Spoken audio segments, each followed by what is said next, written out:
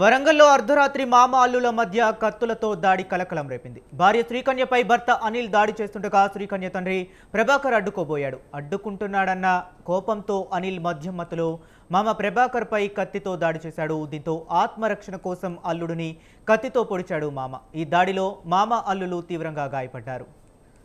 ఇక ఇదే అంశం గురించి మరింత సమాచారాన్ని మా కరెస్పాండెంట్ అశోక్ ఫోన్ లైన్లో అందిస్తారు. అశోక్, చెప్పండి. రైట్ హరీష్, వరంగల్లో మామపై అల్లుడు దాడి చేయడం, ఇటు అటు అల్లుడు మామపై దాడి చేయడం అనేది ఇప్పుడు సంచలనం చూస్తుంది. ఏదైతే కత్తులతో దాడి చేయడం ఏదైతుందో అంటే అర్ధరాత్రి ఈ ఘటన జరగడంతో అయితే అక్కడ ఉన్నటువంటి ప్రజలు తప్పనిసరిగా ఉలిక్కిపడ్డారు. అయితే వరంగల్ రామన్నపేటకు చెందినటువంటి ప్రభాకర్ అనిత దంపతులకు అయితే ముగ్గురు కుమార్తెలు ఉన్నారు. రెండవ కుమార్తె అయినటువంటి శ్రీకన్య గత 6 సంవత్సరాల క్రితం అంటే అనిల్ కుమార్ రెడ్డి అనే యువకుడికి ఇచ్చేసి వివాహం చేయడం జరిగింది. వారికి ఒక కూతురు ఒక కుమార్తె కూడా ఉన్నారు. అయితే సజావుగా అంటే 5 సంవత్సరాల నుంచి వాళ్ళ కాపురం సజావుగా జరిగింది.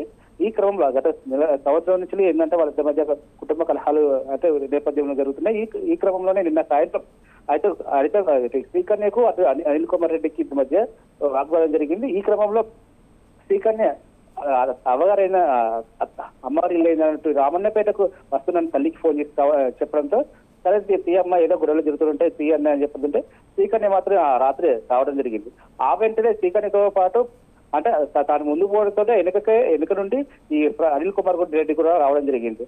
అయితే నా భార్య నాతో తీసుకుపోతున్నామా అని చెప్పేసి అక్కడ అంటే అత్తగారి ఇంటికాడనే ఈ గొడవ చేయడం జరిగింది. ఈ గొడవలో భాగంగా అంటే భార్యపై చేసుకున్నటువంటి అనిల్ కుమార్ రెడ్డిని చేసుకోవడంతో అక్కడ ఉన్నటువంటి అత్త అటు మామ ప్రభాకర్ రెడ్డి కూడా అంటే అడ్డుకోవడం జరిగింది.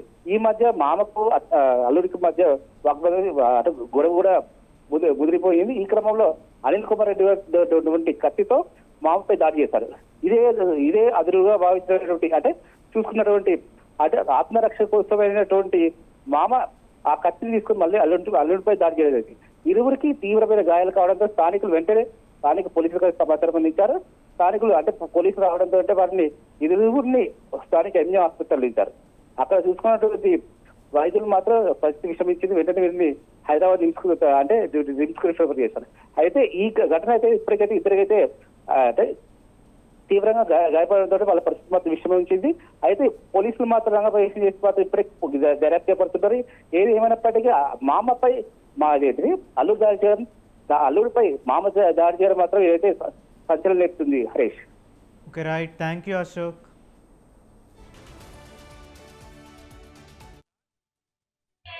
11 o'clock వచ్చి మా చెల్లెని కొట్టుకుంటా వచ్చిండు. తర్వాత ఆమె ఒకళ్ళు ఇంకొకళ్ళు వచ్చిండు కొట్టుకుంటారు. ఇంటికాడనే ఇక్కడ కాలేసి తొక్కిందంట. తప్పించుకొని వచ్చేసింది. పక్కన ఆమెకు చెప్పి ఫోన్ చేయమని చెప్పిందంట. చేసింది. చెల్లి వస్తారు జోరు బయట అంటే ఇటు మా ఆయన పోయిండు, అటు మా డాడీ వెళ్ళిండు. అంతలో మా చెల్లి వచ్చేసింది. ఆయన అక్కడ కూర్చొని ఇప్పుడు ఎందుకు లొల్లి చేస్తున్నాము, రేపు పొద్దున మాట్లాడుకుందాము అని డాడీ అన్నాడు. మా అన్న అంది ఇప్పుడేం మాట్లాడేది, ఏం లేదు మీతో మాట్లాడేది అని బాగా మీకు వచ్చింది. ఎందుకు ఇట్లా చెప్తామని సడన్గా ఆయన జేబులో కత్తుంది, మాకు తెలియదు. తీసిండు వచ్చేసిండు. మా డాడీ ఇద్దరు ఆడుతుంది ప్లాన్ ఇచ్చింది.